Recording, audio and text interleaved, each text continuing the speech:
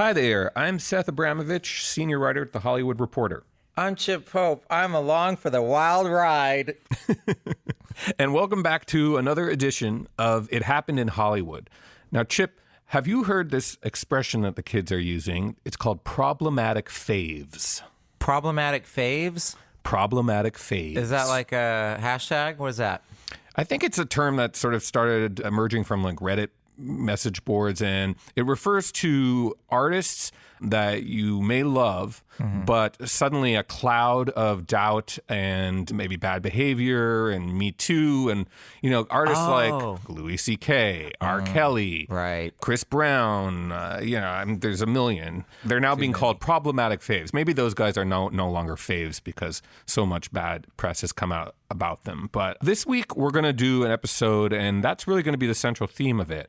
We're dealing with a very problematic fave, and that fave is the movie American Beauty, 1999, Best Picture winner. Best Director winner. Best Cinematographer winner. Best Script winner, but working up to the problematic fave of some. Is the star.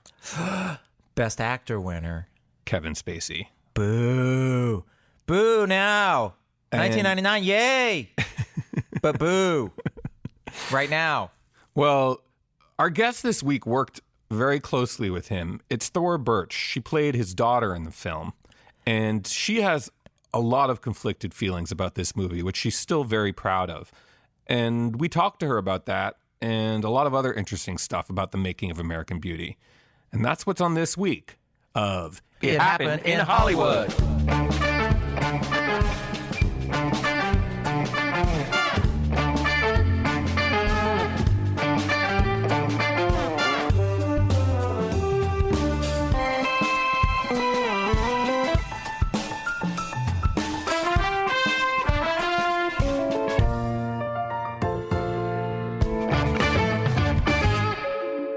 So how was your Christmas break? This is our first time recording an episode since the break. Happy New Year. I did have a great holiday. I found out that my niece can bounce on her butt and jump up back on her feet on a trampoline 107 times in a row without getting tired or breaking a sweat. We'll have to have her on the show. We should. Well, if you could only see her bouncing on this trampoline. It's like the sun rose and set behind her while she was doing it. It was I couldn't believe it. How was your holiday? Oh, it was fine, whatever. But no, it was nice. It was quiet, and I had a nice trip to New York, and I interviewed Samuel L. Jackson for Hollywood Reporter magazine, and he was a little scary at first, to be honest, but then he warmed up, and we had a great lunch together. And I'm jealous. I love him. Yeah, great guy. Now you live with him and his wife, right? Yep, I've moved in, and I'm taking care of their dogs.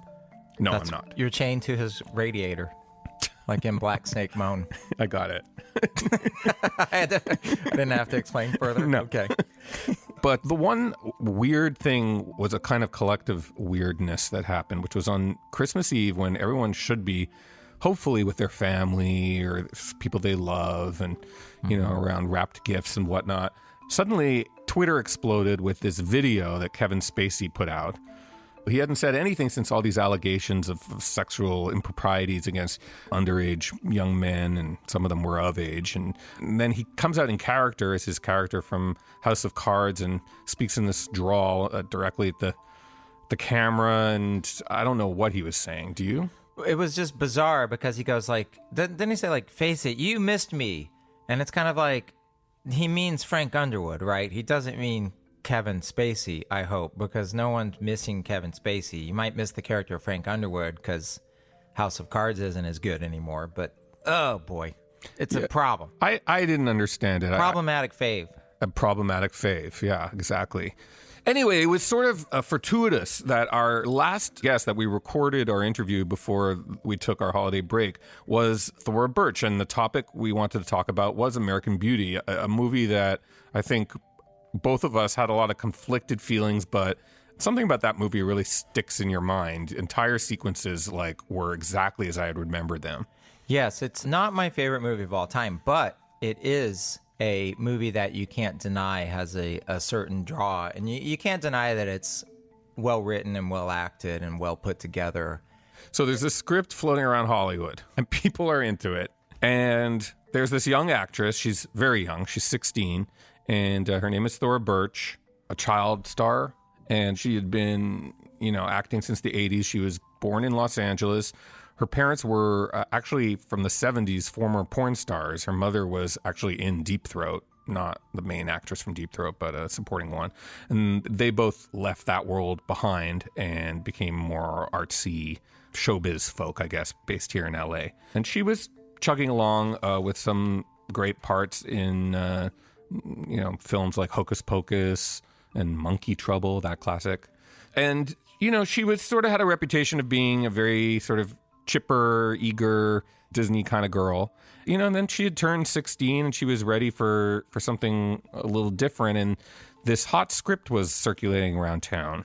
And it definitely sparked her interest.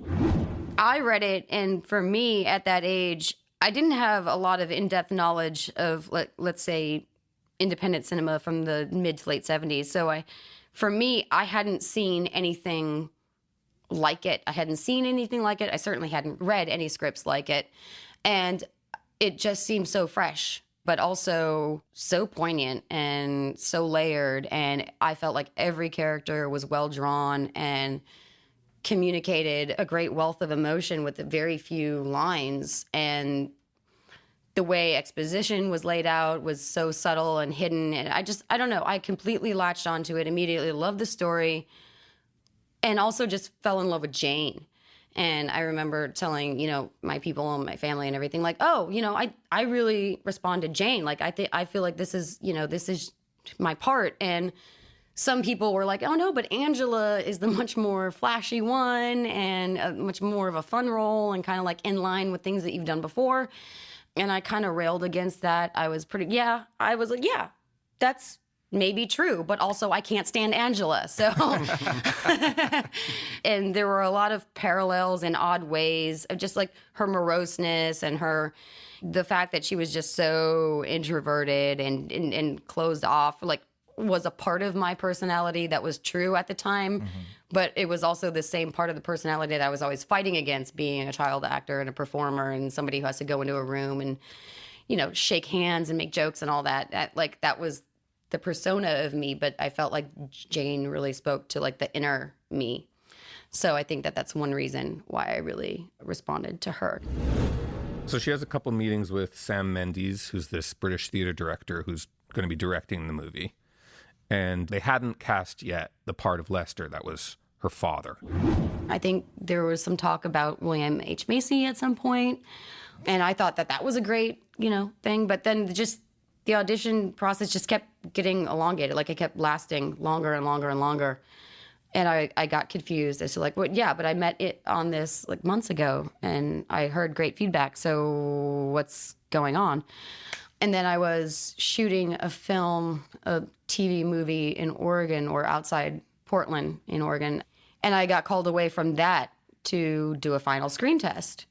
The second time auditioning with Wes, and maybe the first time auditioning with Mina, and it kind of all came together. Like you could just see like our relationship and the dynamics and even how we reacted to each other individually was just kind of fit with Ricky, Jane, and Angela. So it's interesting to see how a cast like this comes together, and it seems like they were probably testing for chemistry and stuff, and even Kevin Spacey wasn't a shoo-in. They were sort of, it's always like a dance. Right. So it sounds like, they landed on their perfect cast, and it really was a perfect cast. So you have Thora playing this sort of sullen girl who's just discovering her sexuality, who does not like her parents. Jane.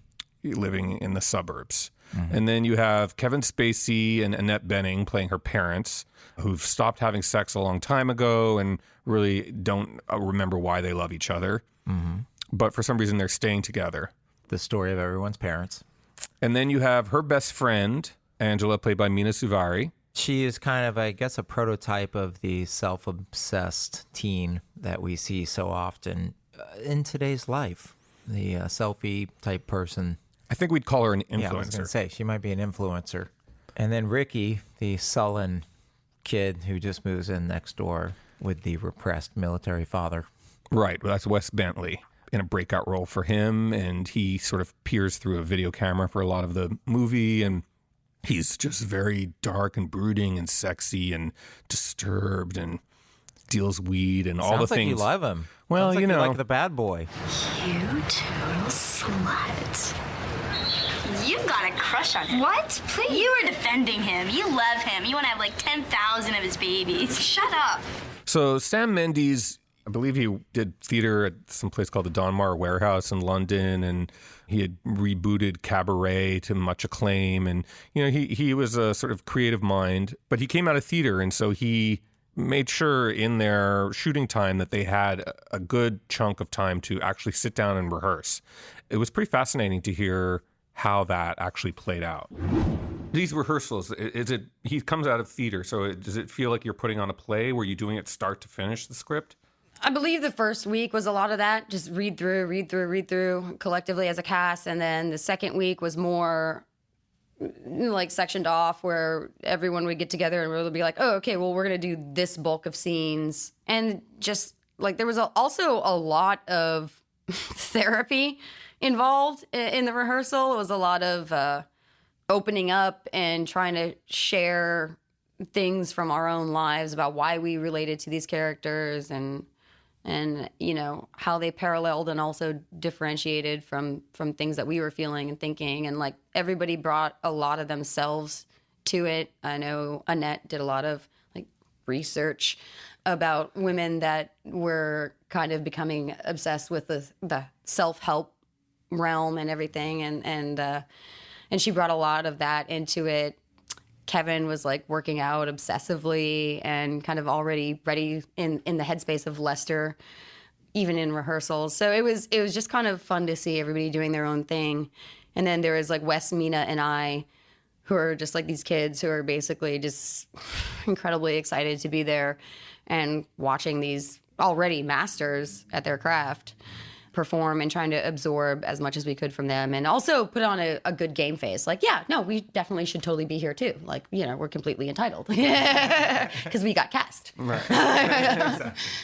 What were you surprised to learn about some of these, you know, more established actors that you were working with? Or, I mean, I was surprised to see them open up in that space, and I think that was kind of freeing for me, and it helped me to do that as well. I kind of took my lead from that. I'm like, well, if Kevin Spacey, who's Kaiser Soze, can, you know, talk about certain things, I guess I can open up too. But then also it was interesting to see where like there was always a limit. Like they would go so far and then there would be a wall that would go up and then be like, oh, now I need to speak in third person or something. And it's just funny to watch actors like slip in and out of their natural state versus a more image concerned kind of persona that people can slip on, you know, when they feel like that they have a lot to protect. Now, I wanted to know what Kevin Spacey was talking about in the therapy sessions, but also didn't want to pry too much. yeah, I mean, these are, you know, highly personal things where you're exposing things as an actor.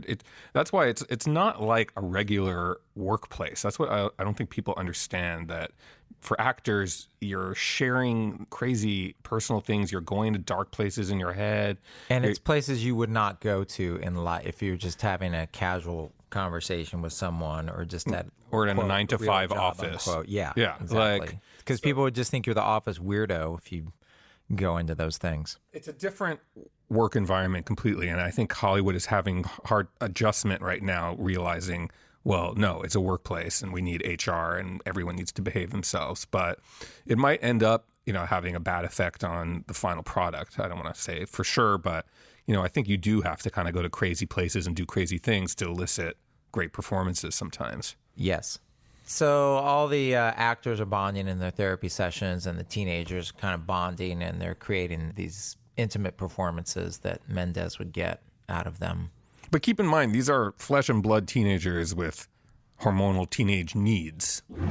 Would you have been attracted to a guy like Ricky, or would you have thought, well, this is kind of pretentious? Visually, yes. You thought he was cute? Yeah, totally. Absolutely. I still think he was really cute. But yeah, no, I think maybe I would have probably responded to a little bit more of a class clown. But just for the purposes of the film and everything, I loved Ricky Fitz just as much as the next girl kind of would. And, you know, thought he was super cool and just like this close from being a bad boy, like not really a bad boy because he's got a good heart and all that stuff, but still kind of like walking the line of danger and everything that's exciting when you're that age. So this gets to what you were saying about problematic faves, okay? Because bad boys in general. A big part of that is how they treat women is what you're implying by when you say someone's a bad boy. Right. But not Ricky. Ricky was sort of a good boy as far as how he treated women. Well, yes, like you said, he had a heart. Except for the fact that he videotaped them through the window changing. Right. Oh, Ricky. Are you going to put out a Christmas Eve video? Oh. Oh, Ricky. I have to say, the student has become the teacher. In what way? Well, because on the episode with Joe Esterhaz, you couldn't believe I was asking all these personal questions about him and Sharon Stone's affair. Right. And meanwhile, you just trudge ahead and ask questions about Kevin Spacey's sexuality that I didn't have the nerve to bring up, but I was kind of glad that you did. I didn't buy Kevin Spacey as the early 40s family man in this movie from the get-go. Like, really? Even when you first saw it? Gay to me. Yes. You knew he was gay? Exactly. Because it's just something about the way he is, call it gaydar or whatever. But when the movie opens, just like, hi, my name is Lester Burnham. I'm just a regular straight man. There I am jacking off in the shower. It's the highlight of my day. Look at me, jerking off in the shower. This will be the high point of my day.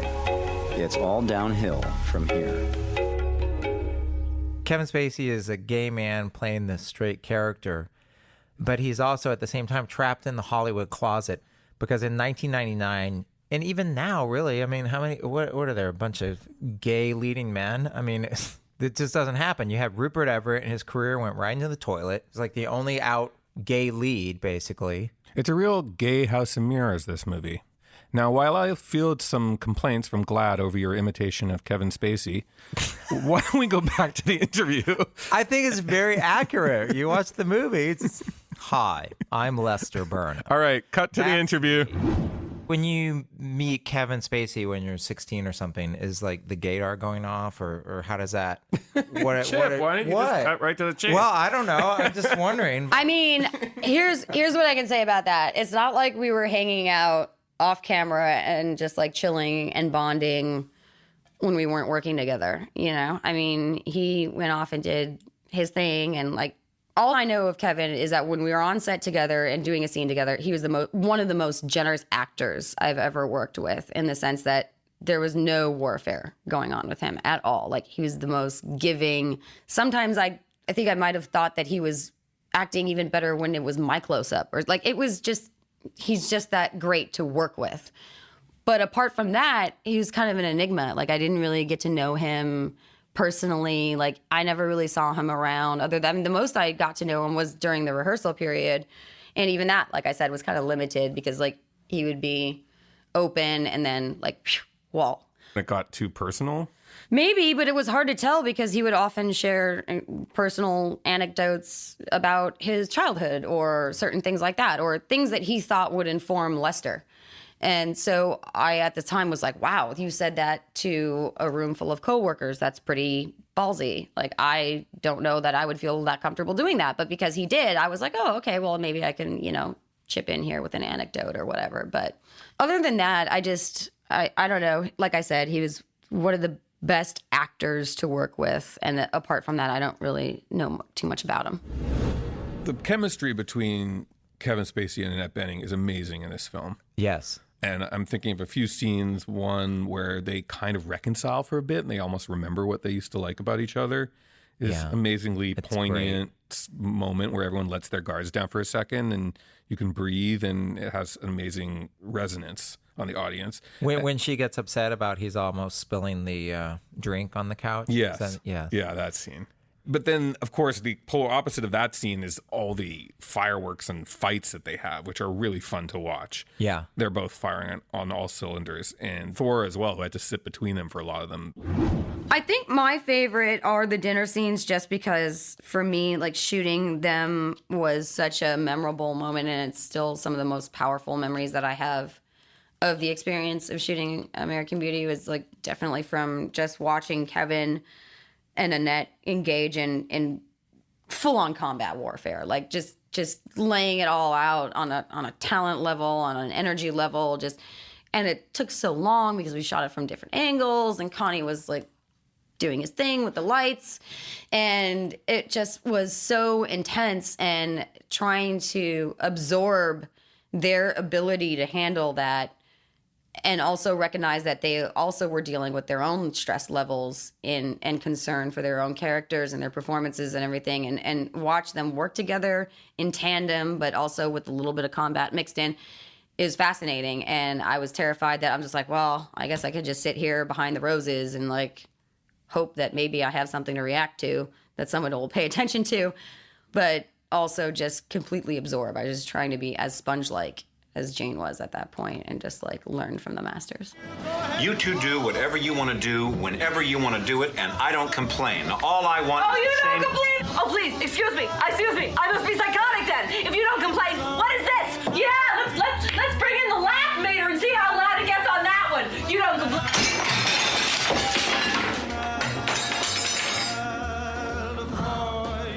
Don't interrupt me, honey.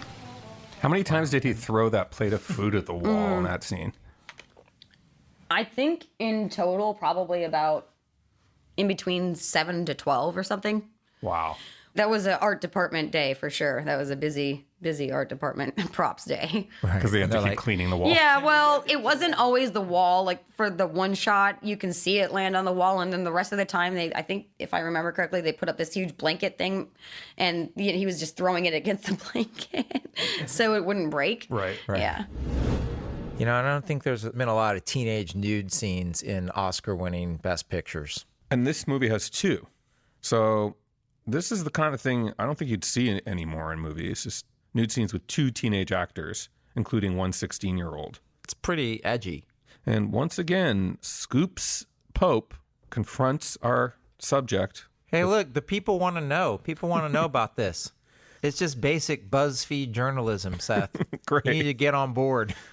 What's going through your mind like the morning you got to shoot a nude scene? Just probably abject terror. But also I embraced even my uncomfortableness with it because I felt it was the same level of uncomfortableness that Jane was feeling. She wasn't like Angela, like, oh, are you filming me? Let me take off my top. It wasn't a Girls Gone Wild moment, you know. It was a way for her to communicate with him when she felt like she couldn't vocalize certain things. And I thought it was a very natural moment and a very vulnerable moment for Jane. And I always felt that it's not like they sprung it on me and I didn't know that the scene was coming up. I had read the script like a year ago, so I knew and had, you know, talked about it with Sam to a certain extent, and it was very clear that it wasn't a sexual moment. It was something else. It was the display of innocence.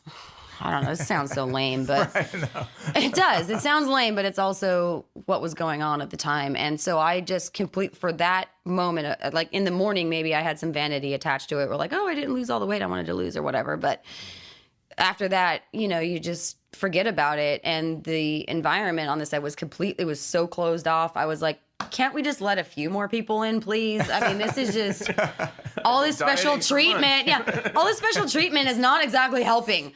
Like, just act like it's another day. So the film wraps, and you know everyone has a good feeling about this movie, and you know everyone wants to see it. But suddenly, weeks turn into months, and there ends up being a delay. Then they call everyone back in for reshoots, which never means something good. That's not a good sign. And Thora started to get a little bit worried about maybe this isn't everything she dreamed it might be for her career and for movies in general. And then she gets a call from Sam Mendes, and he says, I have something to show you. Why don't you come in? And he had the whole cast come in, and he screened the movie. So she saw it, but it wasn't just that the movie was great. It was that the way they were selling it was great. I think when we started seeing the ad campaign that Terry Press was putting together and the trailer, I had already seen the film, but the first time I saw the trailer that they were going to release and the way that they orchestrated all of that, then it started to get very exciting. And then they started screening it to critics and to colleges and certain film festivals.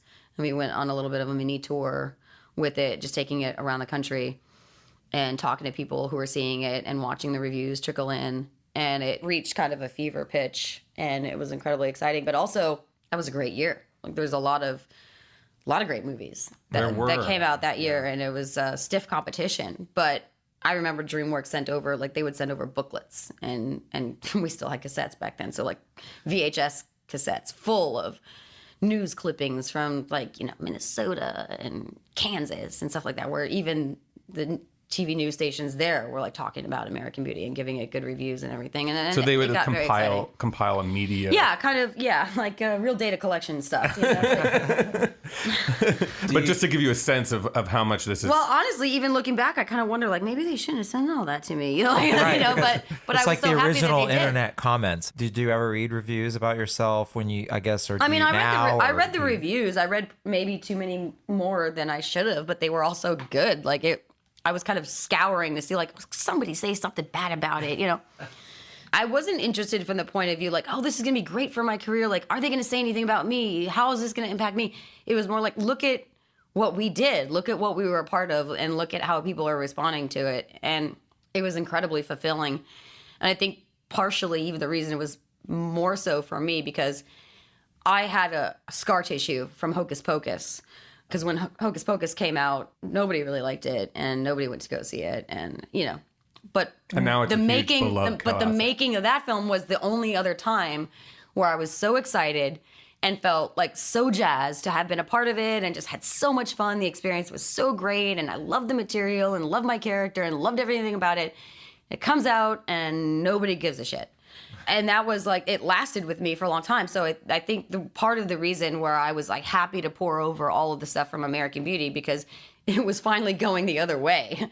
Like, something that I loved that much and cared about that much was being received initially in the way that I felt about it. So it was an ego booster. It was also a little disconcerting, but it was definitely an ego booster.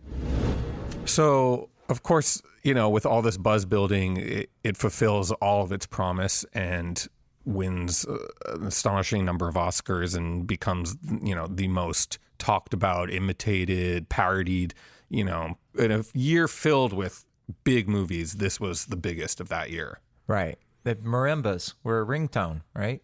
Isn't that like a ringtone on iTunes? You're talking about Apple? The xylophone. Yeah, the xylophone. Yeah, but I think that's actually coincidental. I think they sound alike. I don't think they actually took the theme song. I have a droid. I don't know. Seems like when people's phone rings and it's like ding, ding, ding, ding, ding. That's the well, through the American magic of Beauty podcasting, thing. why don't we compare the two right now?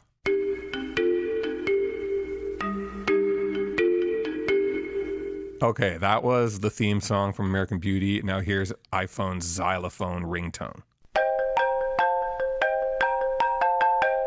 They're so close. Pretty similar. They're so close. But, you know, it's 2019, so it is the 20th anniversary of this movie. That's insane.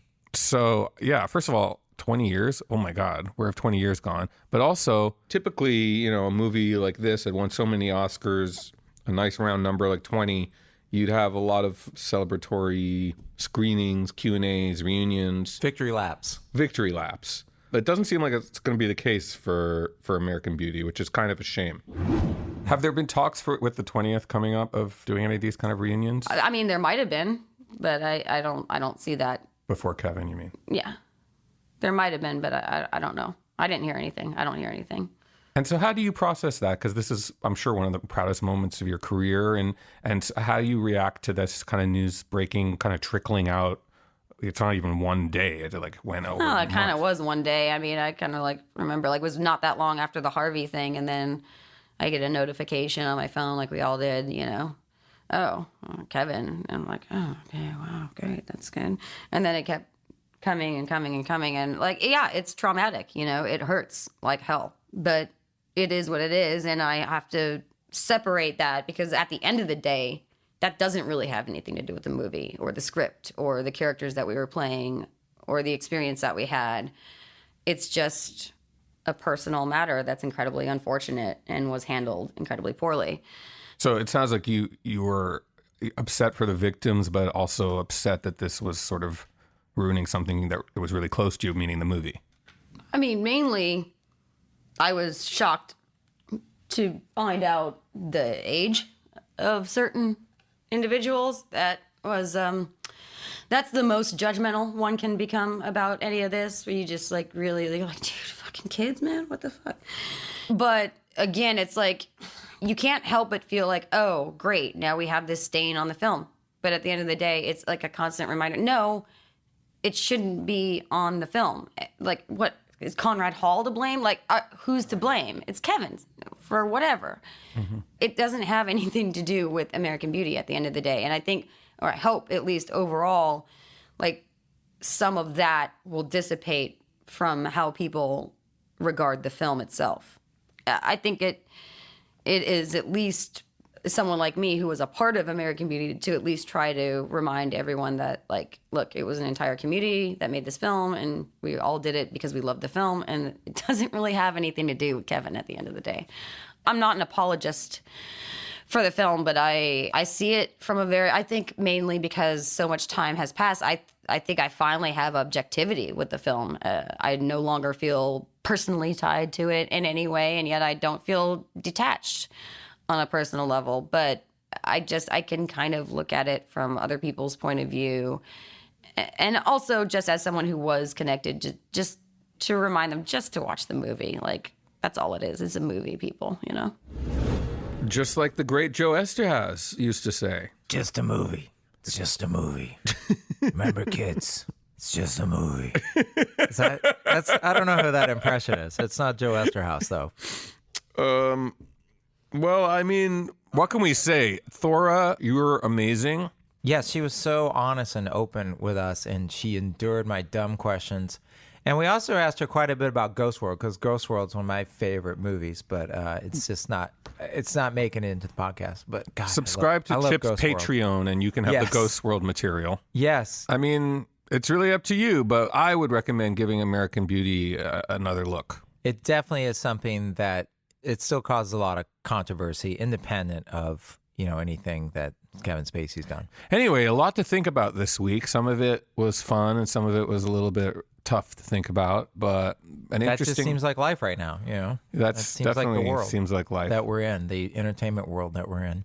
Interesting issues raised by this episode. There's something I wanted to say, and that's that I've been getting a lot of emails complimenting our theme song, and that people really look forward to it every episode. And so I just want to give a shout out to the two people responsible for it, Paul Masvidal and Sean Malone, who happen to be two members of the prog metal supergroup Cynic. Wow. So we have some musical heavy hitters behind our theme song. So shout out to Paul and Sean. And as always, review us on iTunes. Separate the art from the artists. Yeah, try to remember that we are not this podcast. We are simply the conduit through which it flows. Yes. Remember, at the end of the day, it's just a podcast. Until next time, we'll see you in Hollywood.